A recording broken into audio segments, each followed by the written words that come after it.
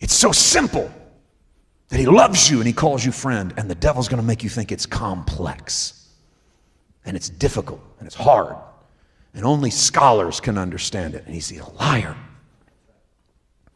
And why did he compare our deception to Eve's? Because when the enemy wanted to get man to fall, he didn't go talk to God about man.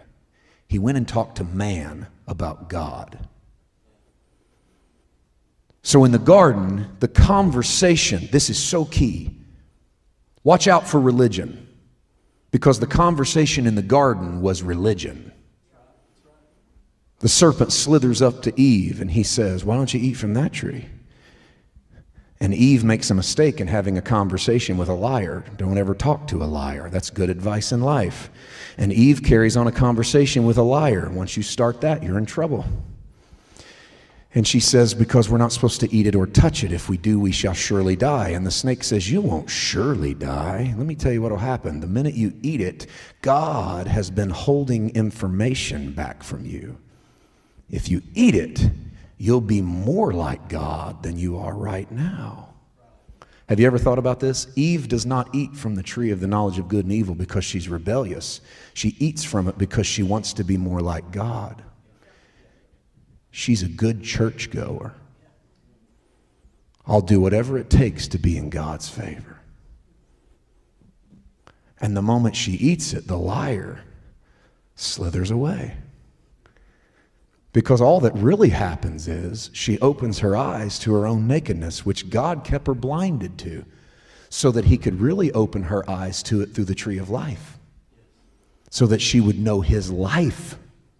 But instead, now all she knows is her failure. What she should have known before.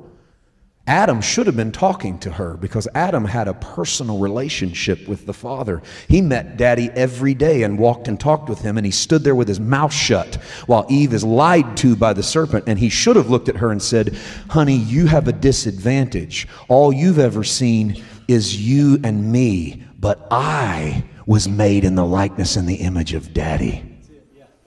And since you were pulled from my side, so were you. The snake's lying. We already have what God has. Listen, you're dealing with a liar. And we're so scared of being deceived in this hour in the church that we have plugged our ears to the message of grace for fear. Grandpa didn't tell me about that, therefore it must be a false doctrine. I don't want to hear anything about that, friend with God. I'm scared that I'm being deceived, because even the very elect shall be deceived. And this sounds like an itching ears message to me. But let me tell you, when Paul told Timothy that in the end people would be deceived because they have itching ears, he was talking about the Jewish people who wanted very badly to hear a message that was familiar to Moses. And they'd scratch their ears waiting to hear it. And Paul refused to preach it. He refused to preach performance-based religion to them, and they would clamor to go find somebody that would. You want to know what that means? That means what the purity of the gospel, when it is declared, there's always going to be somebody that wants a little hell, fire, and brimstone. There's always going to be somebody that wants a little performance in their sermon. They're going to want someone to feel like they've got to earn it. They're going to want someone to feel like they got to step up a little higher, and they'll scratch their ears and scour the earth to go find a man that'll scathe their backside with what they call the gospel of Jesus Christ. All the while, Jesus is saying, I don't need another slave. If I did, I'd have created another billion angels. But I wanted a son, so I created you. And I wanted a friend, so I came and died for enemies. That while they were yet enemies, I died for them.